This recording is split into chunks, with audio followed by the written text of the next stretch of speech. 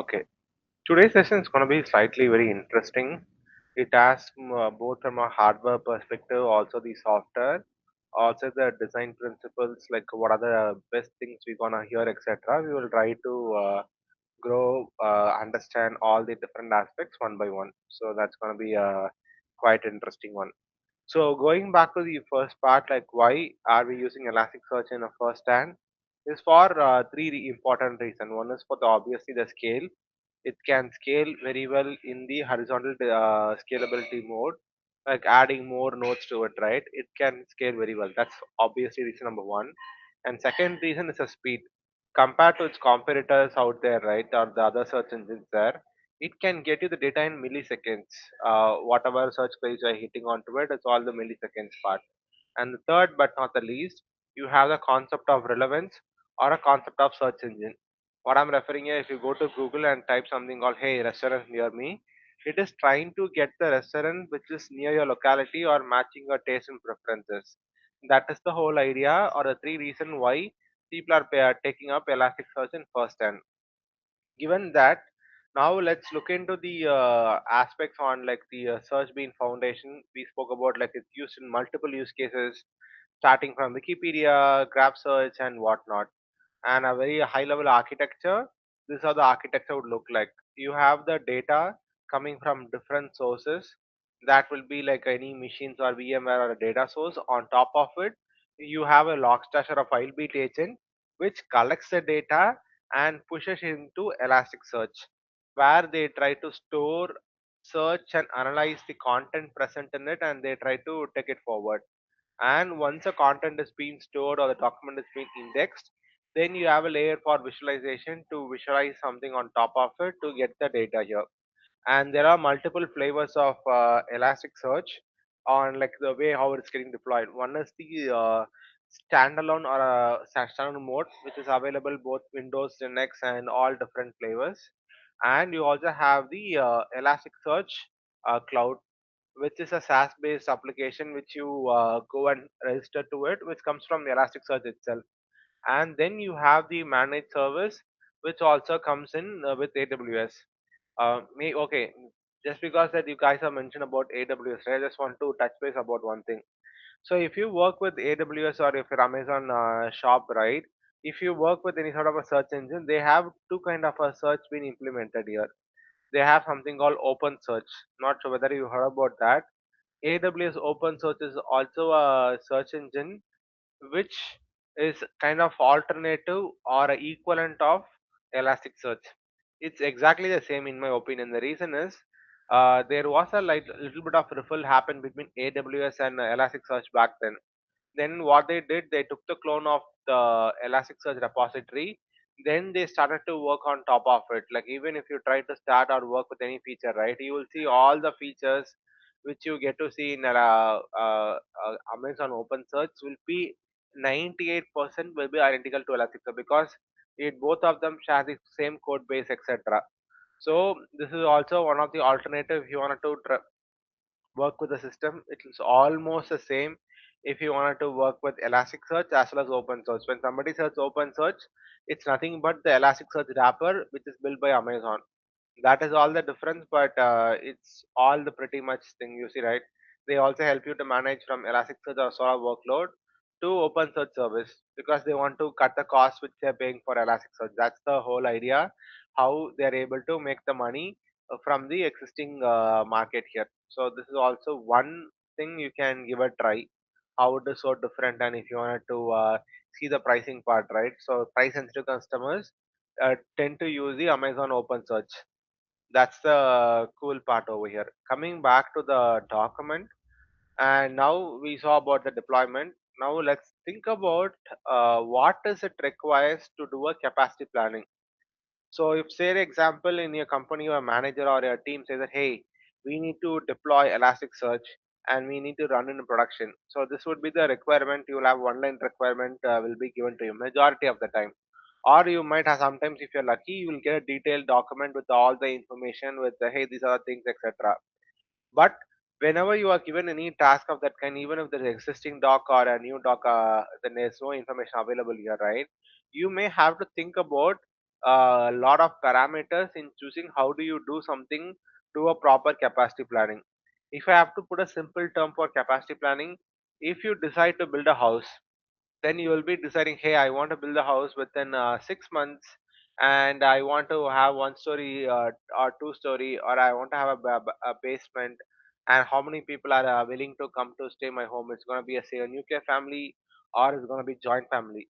Very similarly, whenever you get to do any proper planning to build a house, right, very similarly, if you would like to accomplish the same using Elasticsearch, or if you want to build a cluster, you need to ask several questions to make sure that you try to plan your Elasticsearch infra properly. Now, to do that right, we need to understand the four fundamental powers of any computing device. And these topics we are discussing today, right, is not only for Elastic. Any new clustering or capabilities you like to incorporate within your Office network, right? These four components plays a vital role. First be the storage, second be the memory, third be the compute, and fourth be the network. I'll show the example like what kind of a storage these days are into it. I'll show you a practical way from Amazon. I'll try to work within a simple example. I'll just say I want to find the hard disk.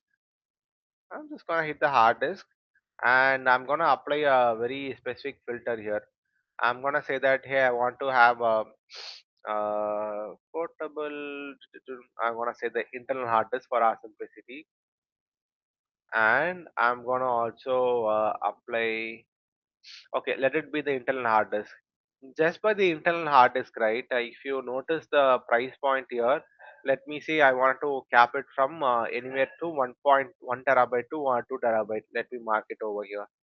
Now I'm gonna sort it from high to low. So if you start noticing here, you see that the pricing of the 1 TB storage disk is almost from 36,000. It's in INR, but you get the point, right? Like it starts from 36 grand or 68 grand, and if you all the way go to low to high, the same specification 1 terabyte is almost like 4 grand. So 36 grand to 4 grand. Like obviously, if the price point is so different, then there should be something hardware wise the whole implementation should be very different from each other. You agree with me? Because something is sold for 36K, the same storage is also sold for 4K or 5 grand. Let's take it 5 grand approximately. Do you think will there be any significant difference in the hardware capability, Will and Deo? Any thoughts?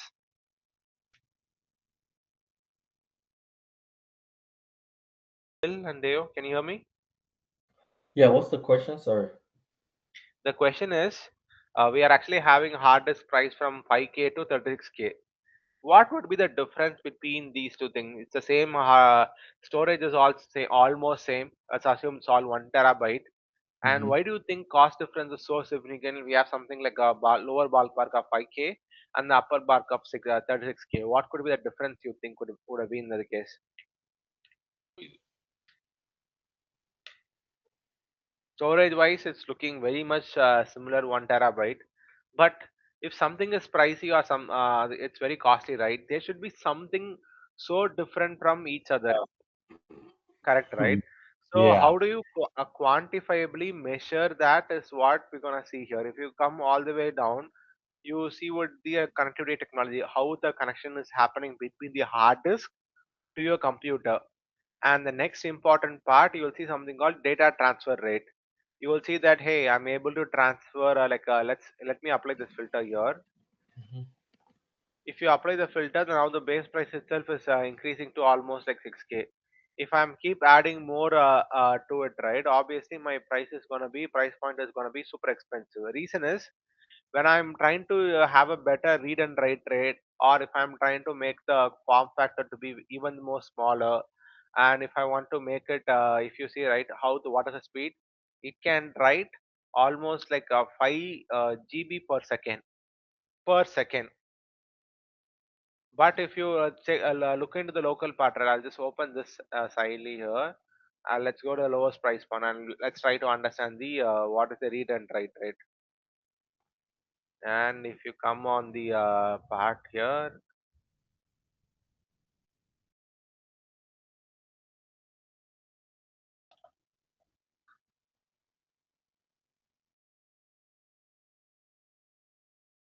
Do you see, right? They have somewhere like 12 Mbps, 12 Mbps all the way to 500 Mbps. Do you see the difference here, right? You Yeah. pay for the price point here. So when I say something called it can write faster, now let's imagine. Now you have a huge amount of data coming into your Elasticsearch index. Let's assume that you have 1 million record coming per minute. Then no matter what, how many ever hard disk if you keep attaching to your machine, right, you will not be able to have a better speed because the maximum speed it can accomplish is like only 12 MB per second, or even like let's even take 500 MB per second. It's like 12 MB is like too short. Usually the external hard disk can oh, it's memory card, that's the reason. Yeah, that's why it's having 12 MB. It should be that's why I suspected it should be at least 500 MB. And if you see here read write speed, let's assume maximum it can do a 500 MB, man, like that's the maximum speed it can usually people tend to achieve here. So when you see that two fundamental difference between a 500 MB to almost like a 5 GB per second, right? Now if you have huge amount of write load, then buying this hardware will make lot of sense. Do you agree with me? Because it can write faster without have any sort of a lag or a jitter, right? It will be able to make your life super simpler. That is a beauty part of it. But on the other hand, if you buy a cheaper hardware, then you are kind of not will not have any performance. You might be saying that, hey, my Elasticsearch is not working great, because your your software performance is not only with software, it is also directly related to your hardware as well, because your computing system or a cluster is consists of both hardware as well as software. So it is very important to choose what kind of a hard disk you buy or attach it to your computing device. So if you have to think from the different storage device, right? You have something called traditional mechanical hard disk. You have SSDs, and recent times you also have the NVMs. So multiple different technologies have been introduced in very fastly in the kind of a storage mechanism to meet the demand of fast growing write speed and the write speed. All the these things have become much more efficient here. And the reason, if you are setting the cluster locally, you have to check for all these aspects. If you are like a cloud company, if you are starting the multiple things, right? If you go to AWS and think about the hard disk limit or types, right? You will see a lot of different EBS volumes which can support the maximum support it can do throughout optimize, and you will see like IO2, Block Express, Max Ops, etc. So even both in the in-house as well as in the cloud technology, choosing the right storage is super important because that determines your both read speed as well as write speed. So that is the few aspects you have to do. So the recommendation would be to use a directly having a storage device, or you have a proper storage area network where all the data has been indexed. That's a recommendation. And the things you should avoid is using the common storage. So in office or anything, you will have something like NFS or SMB or SMB shared drive, right? Where multiple people will be using the same folder to drop the file, etc. Avoid using these things. It's gonna have a deterrence in your storage capacity heavily.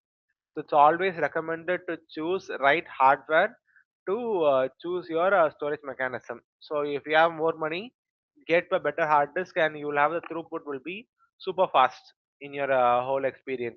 Even in the computer, what I'm actually operating here, right? I have both rotational hard disk as well as a proper NVM kind of a thing, which will be helping it. I can show you there settings. I'll show the hardware type in my machine. And where is it? Where is it? Storage, storage, storage.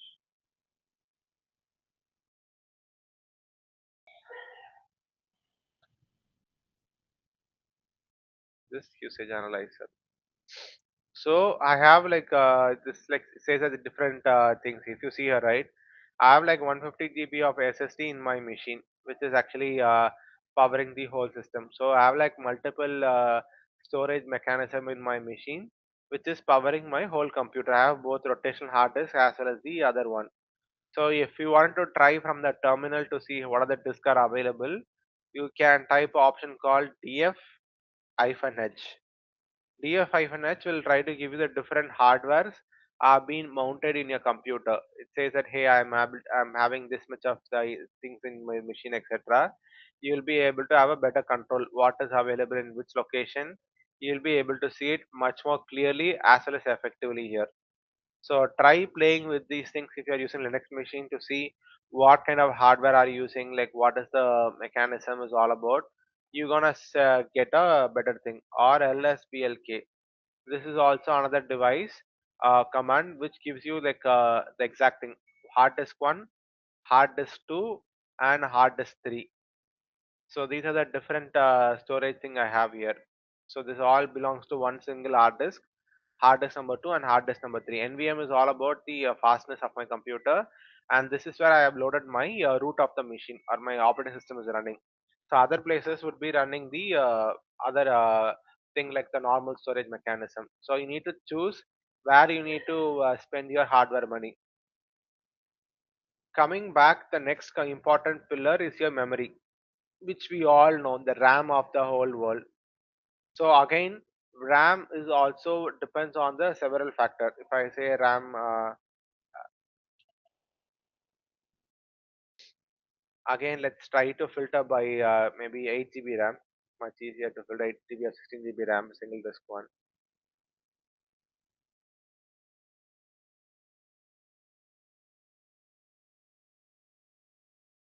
Um, where is it? Okay, let's use a 16 GB here. And if you notice here, you will have a, I think it's a super old one, I believe. I think that these kind of models don't even exist, but yeah. So here, if you see here, these are the recent type of hardware you can see. Like again, let's try to sort it over here, high to low. Same 16 GB. So it says that 64 into its 4 actually. Let me see if I can filter it. There should be some filter applicable over here. Why it is not coming? RAM for desktop.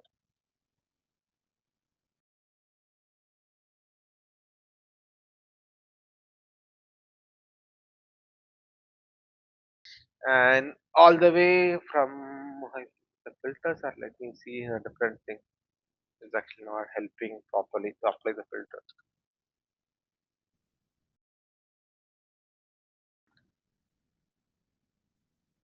Yeah, here is much better. So I'm gonna apply 16 GB RAM, and I'm just using a US website here, high to low. So the if you notice here, we always have like from 23 grand USD dollar, all the way from the lowest price would be like 4 grand if I'm not wrong. What is a bare minimum price? You have like for $30. So different even for the same 16 GB RAM, the amount you spend for it is like super significant. So definitely even in the RAM part, right, amount you pay for it, it actually depends on what is the latency it has and what kind of memory sticks you are actually buying, right? Those things matters a lot. If you go into the bestsellers, crucial, and they say that it's almost like $300 easily. So $300 of a RAM stick, if you notice carefully, what is the read between the specification, right? You have something called memory speed. Memory speed matters even in your research. DDR5 is the most recent RAM capabilities we have over here. So even in the RAM part, right, it's very important you choose what kind of a RAM you are actually placing and how much of a memory you're gonna have in your whole system. So in this use case, choosing a RAM is super important, and more importantly, while you have to give to Elasticsearch, right, for a single node. For example, if you have 5 node clusters in your whole Elasticsearch, and each of the machine can only have like a maximum up to 64 GB of the main memory. If you are giving a lot of main memory to your Elasticsearch, right, there is a problem will occur in during the garbage collection. Then their whole Elasticsearch will be like super slow. The experience will be dated very badly. So the maximum for Elasticsearch you need to give the memory is like only 30 GB maximum, so that you have a better performance out there to get the best out of it. And coming to the compute resource, Again, we all know we have different types of processor, all the way from i5, i7, and all different part. Even with the i5, right? If I decide to buy, hey, I want to buy i5, i7 Pentium processor, I'm gonna have to spend a lot of money just for the different types of the hardware. You're gonna have it. You see, 1400 KF for all the different series. So because here as well, you will see the processor speed here. So you're gonna have maximum of 4 gigahertz, 4 gigahertz, etc. I think it's only for the computer gaming. So they'll have a best in cores, and you see 20 cores, 8 physical, 12 logical cores. It's all been unlocked. So if you buy these kind of hardware and if you attach it to your computer, right, then the performance would be like super crazy. And if even if instead of you want to try the something called AMD Ryzen 7, that is even more performant compared to the what you get from the Intel machines. The speed itself will be super crazy here, and you get the 16 threads in the computer. What I'm asking, the first day you ask, hey, why is your computer super fast? The reason is it's been actually running on AMD processor here. Do you see the number of processors my computer is running? So I have like all the way from 1 to 12 process being executing as we speak, and the load is are like super minimal. The reason is all these are like a performant enough code. It's not been utilized to the maximum. So having this kind of a sophisticated hardware will try to make your whole computing process way faster, because software optimization can only take you to the certain point. Coupled with the hardware optimization is what will make your computing process or the whole cluster operation to be super fantastic. Any questions before we go further? Yes. Any? Yeah. Uh, So, actually, if you were to advise to have if I want to install Elasticsearch, what memory capacity or core or CPU would you want me to use to Whether install? is it for your development part or for the production, which is the use case here? Let's imagine it's for production. Okay. Okay. Now, if it is production, right, I would advise you to have at least, I'm gonna say about the RAM. RAM should be at least 64 GB. I'm speaking about only one node, and node one, let's call it max system RAM, and allocated RAM should be, you can allocate RAM in the Elasticsearch, like should be maximum 30 GB. And your SSD should be there definitely. And the compute, either you have like a better computing core with i7 or AMD Ryzen 7 with more than 3.5 gigahertz. And storage you obviously know, but anyways I'll just say that storage, gonna say at least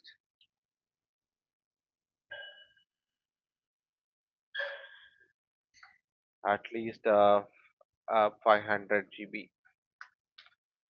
This would be my recommendation if you are setting Elasticsearch in your office environment, will you? Okay. Um, Let me ask. So you said Elasticsearch scales. Yep. How does it scale? Is it the chat that scales?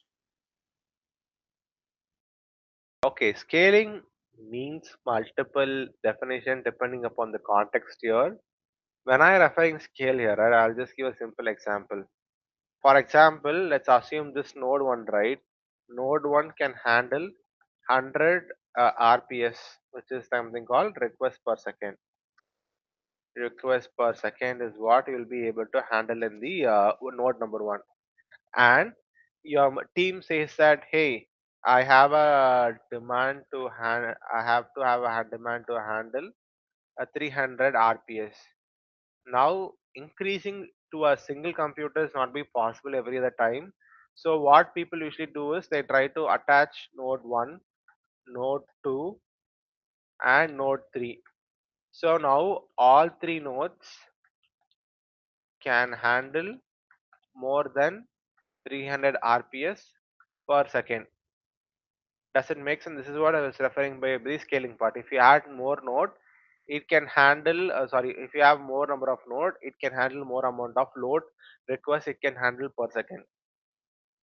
Clear? Okay. So you're saying that you can easily add more node to Yeah. to Yes. Elasticsearch. Okay. Okay. Yeah. In my experience, I was handling almost like 15 nodes. That was my thing. So I have number of nodes in my production was like 15 node.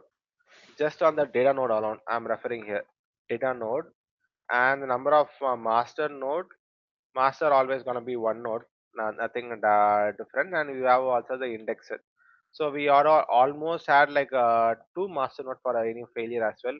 So anyways, we had like 17 nodes in production just to handle the huge amount of load we wanted to store it. And the storage capacity we had is almost like 15 terabyte. 15 terabyte was the storage thing. Each of the machine had like at least 1 terabyte of storage into it, and we will keep processing the huge amount of load. And the approximate cloud bill I was paying like a 2017. This is back when I was using the cloud version. I was paying like a 5,000 USD per month. Per month was I was paying for the all the 15 node. So it's gonna be cost sensitive if your deployment size is so serious, because processing a 15 terabyte data is not a joke. You need to have that kind of scalability, because the 15 terabyte of data here, the primary was like only 7, and the replication was another 7 terabyte.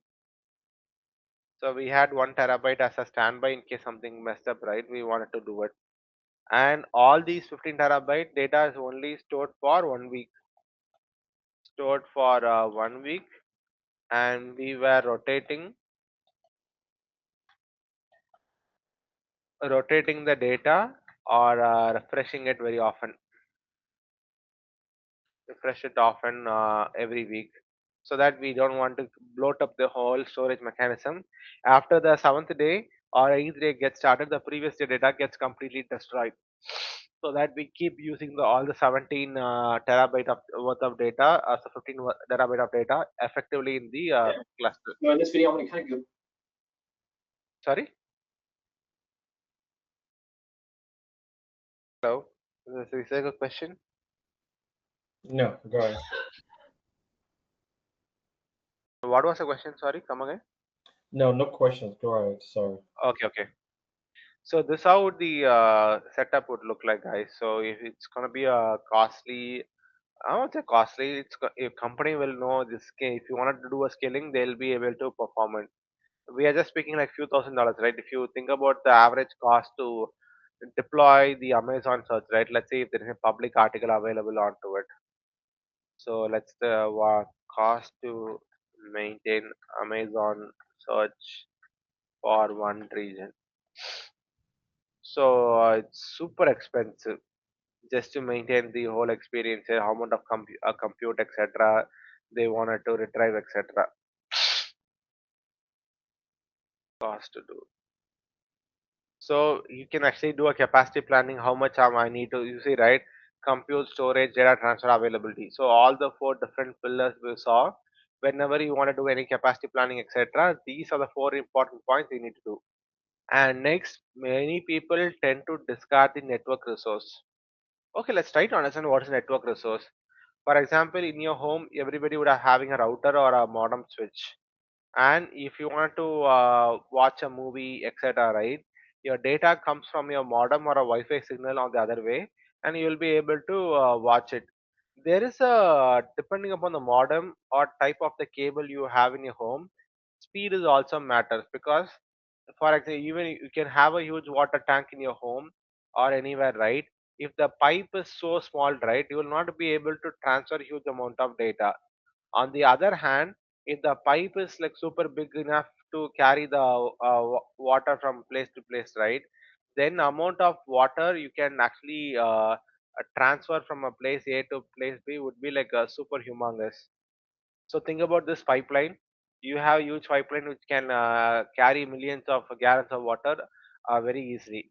But there also can be a pipeline which, think about this pipeline, right? Still, this can get the water to you. Amount of water it can carry you would be few liters.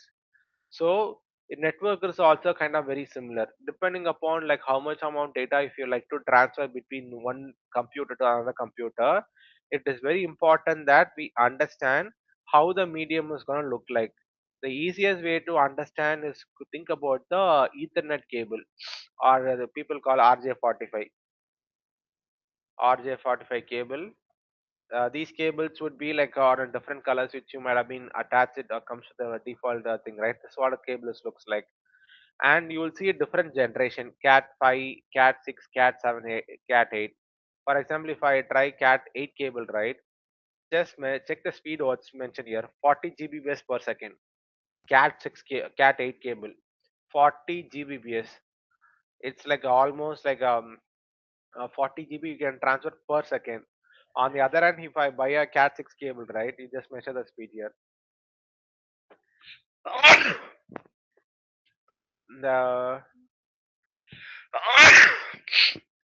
the maximum speed it can deliver is 1 Gbps. Where is 1 GB to 40 GB? The huge difference is just in the cabling part.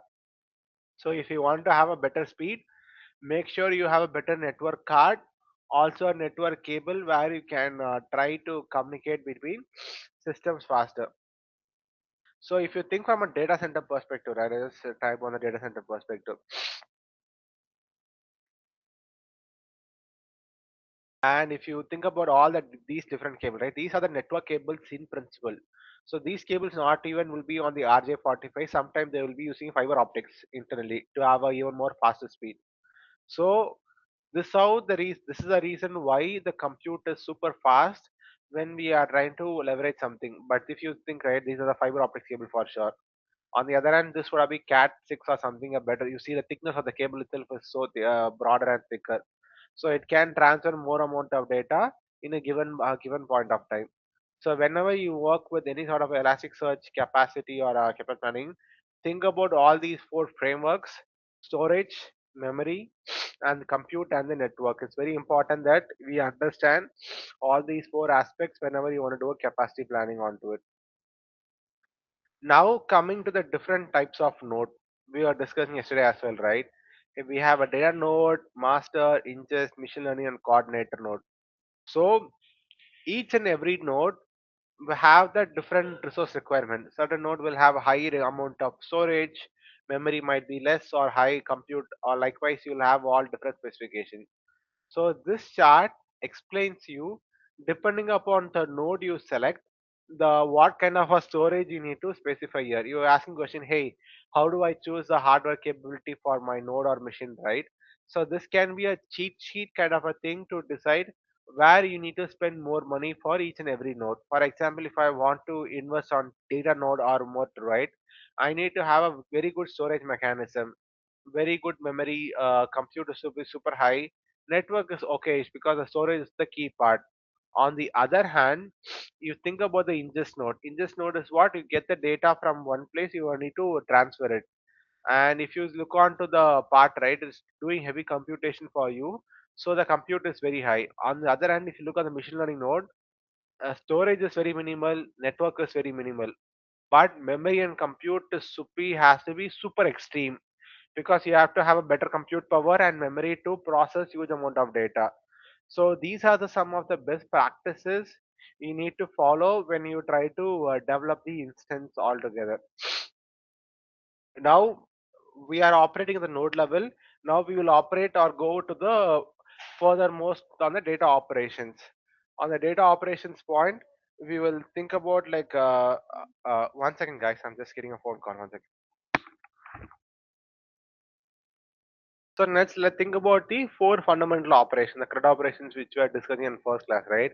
Indexing, delete, update, and search. Why I was emphasizing on that operation, right? Any performance in a system, if you want to design, you need to understand how these operations works internally and how the data or the whole system is responding to each of the every operation. For example, if you are trying to ingest a document into Elasticsearch, right? the client is making a request. Either it can be a Python client or it could be even Kibana. Once data has been received, the next step it goes to something called coordinator node, who actually decide, hey, yeah, I need to pass on the data from this machine to a different machine. The coordinator moves the data, and where does the data go and reside? Obviously, it has to go to data node. Once it goes into data node, right, it further breaks down into a smaller component like parsing, whether it's a text data, no, etc. It goes to the more of the hardware level, the losing level, and finally it gets stored in a given location where the Elasticsearch star data or any folder you mentioned here, right? The data is getting placed on that location. If you look at the bottom chart, you will see something here like how long the data where the maximum time burst is actually happening, whether it's network or a compute or network, which is the part you will be able to see. Majority of the time they are spending time only on compute and the storage mechanism. This might be very much related to the operations which we saw here. Storage is extremely very high and the compute is also very high. So these are the two areas where you may have to think about it. Likewise, for delete to happen, once the request is coming into Elasticsearch, they try to mark the data for deletion, and then the data gets deleted completely. And the important part, delete update as delete first thing. Let's think about the search operation. When we say about Elasticsearch can scale, obviously data is going to divide into smaller chunks, and it might be get stored into multiple arenas on completely.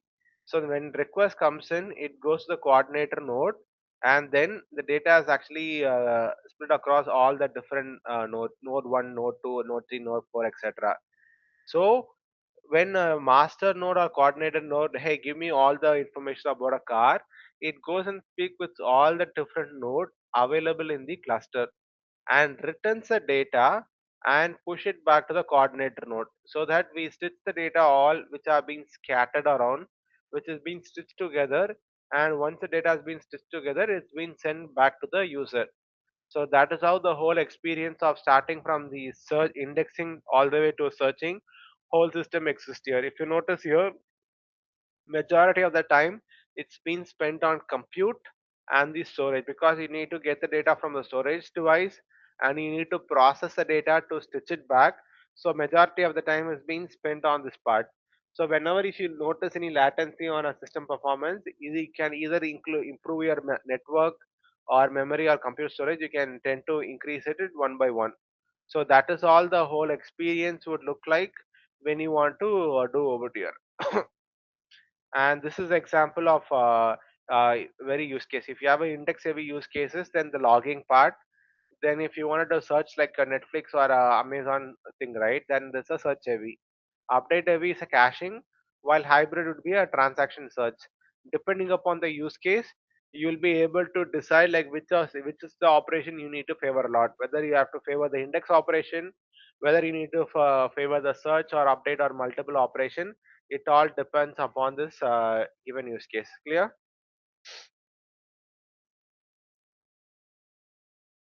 All right. Now we have the sizing methodology.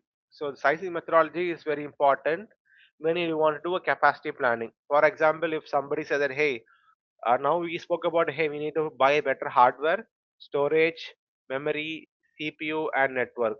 Now the next logical question would be, hey, how much storage I should buy for my node? Whether it's 1 GB, 10 GB, 100 GB, or 1 terabyte. How do we answer the question? To answer that question, people have come with the option like what is the way in which you can do the sizing onto it. The discovery question would be how much amount of data I'm going to ingest per day, and how many data you need to retain it, and how many replication factor you want to apply to that. So based on if you have all these information, you will be able to come and say that, hey, every day if I'm getting 1 GB worth of data into my Elasticsearch instance, then I would say that if you wanted to maintain the data for last 1 year, then minimum of 365 GB you need to have the data. And along with it, if you say that I want to have one replication factor, one copy of the data, then it actually gets multiplied from 300 to 600 super easily. So all the way from 300 GB to 600 GB, the data is doubled. and you cannot completely use the all 16 GB. You need to also give some relaxation in case some extra load comes in.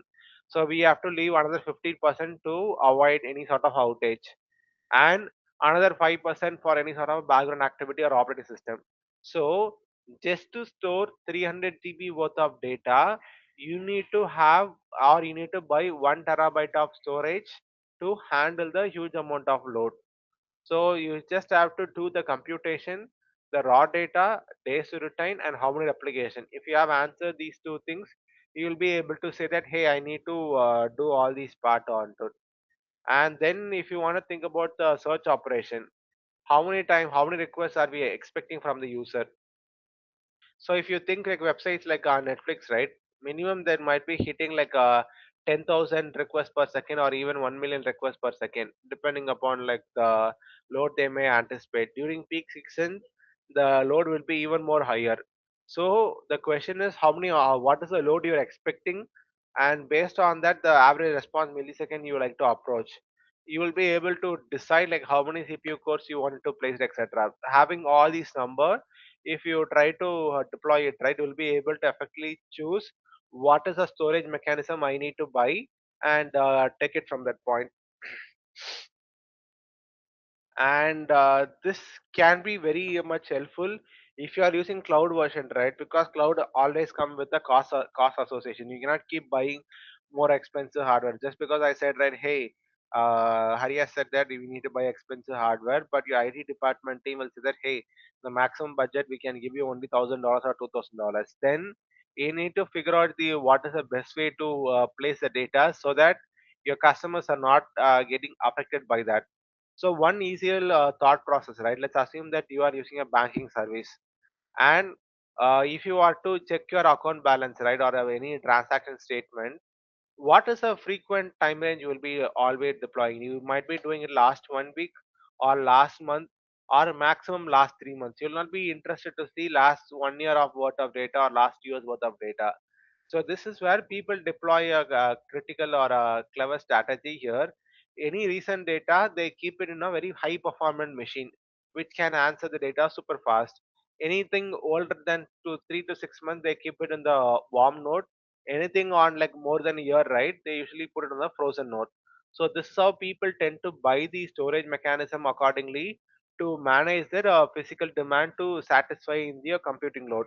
So there is always a clever way you can actually accomplish it, to choose what kind of hardware you need to buy so that your cloud bill can be reduced significantly. Because if you're most of the data is only sitting on the hot node, right, other nodes you can actually pay a little lesser. It's more of on demand, we can call it, and it can be getting done. So whenever you want to think about the capacity planning, think about all four computing pillars and ask all discovery questions or try to research about discovery question. You will be able to come with a reasonable estimate how much of memory, how much of CPU, how much of the storage you need to buy to make your cloud instance or your Elasticsearch cluster to be performant heavy. So this is the whole part in terms of capacity planning and the sizing methodologies you need to understand.